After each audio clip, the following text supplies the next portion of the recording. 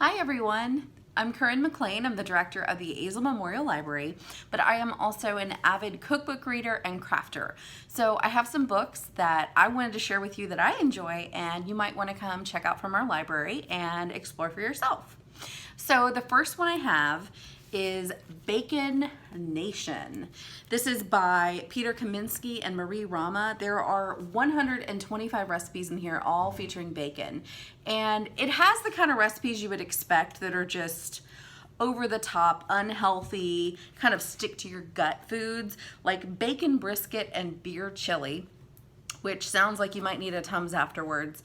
But there's also some really nice light recipes. There's a whole section on salads, and there's a summer vegetable and bacon soup with tomato basil peas stew. Now, I saw this recipe and immediately had no clue what a pea stew was. And so pea stew is almost like a pesto. Now, normal pesto, you have basil, olive oil, garlic, you've got your cheese, you've got pine nuts, but a traditional pea stew is only garlic, basil, and olive oil kind of pureed together. But you'll see more modern ones that it's often put with a soup, like a vegetable soup, and it's a puree of garlic, basil, and oil, but sometimes they'll add cheese, which, I mean, come on, that just makes it taste great. And often you'll find it with tomatoes, which is what this recipe has. So if you're looking for anything to do with bacon, this is the book for you. The next book I want to talk about, because it's fall, I've got some fall leaves behind me, is Easy Soups from Scratch with Quick Breads to Match.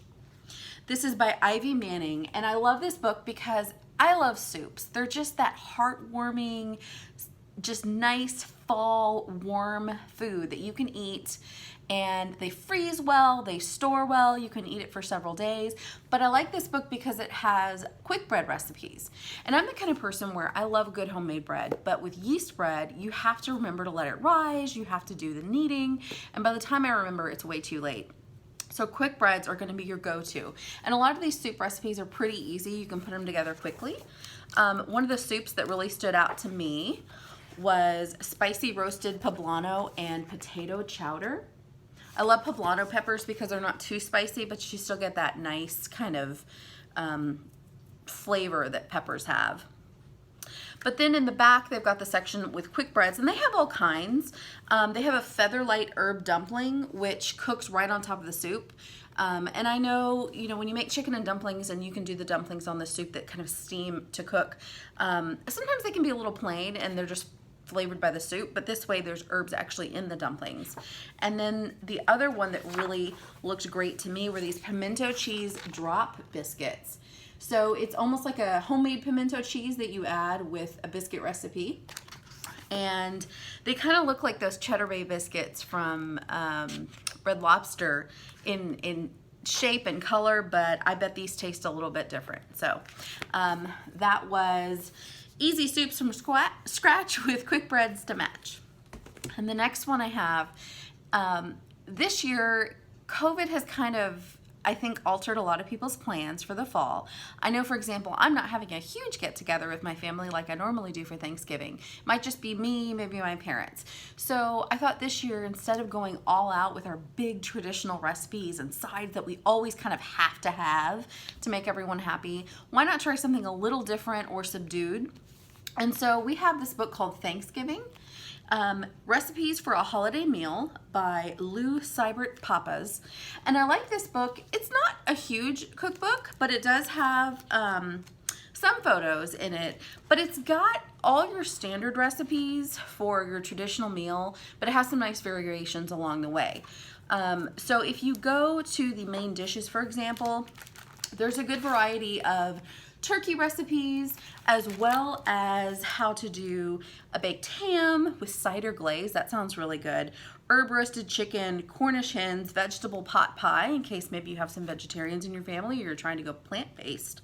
It's also got some gravy recipes. There's some good brine recipes in here as well. It has a starters section, which to me is almost funny because we never have a starter with Thanksgiving. We just put everything out. But there are some soups and salads in here. But the side dishes really, I think, are what steal the show for this book. There's some really traditional ones like Brussels sprouts with bacon, or creamed pearl onions, I know is common for some people. But then there's some kind of off the beat variations that are just a little different that you can try. Plus, none of these recipes look very complicated. This is also a good time to try a new version of something. If you normally make sweet potatoes maybe with the marshmallows and the nuts, they've got a chipotle sweet potato gratin in here, so it might be a smoky kind of different flavor than what you're used to. And I liked one of their pie recipes. It's a pumpkin pie, but it has a ginger snap cookie crust, which I think would add a lot of flavor. So if you're looking for Thanksgiving recipes, give this book a try. And the last book I have is actually not a cookbook, it's a craft book.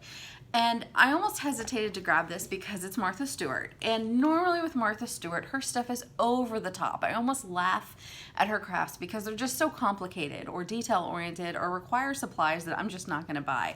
But I was actually surprised. Her Handmade Holiday Crafts book actually has some pretty simple crafts in it. There are things that you could actually do with kids in here. Or there's some that are a little more ornate, but they're not quite as complicated as her normal ones. And so there are some nice crafts for all holidays, but I looked through the fall specifically. She has some good pumpkin carving ideas, but I thought these little mason jars turned into jack-o'-lanterns was really cute.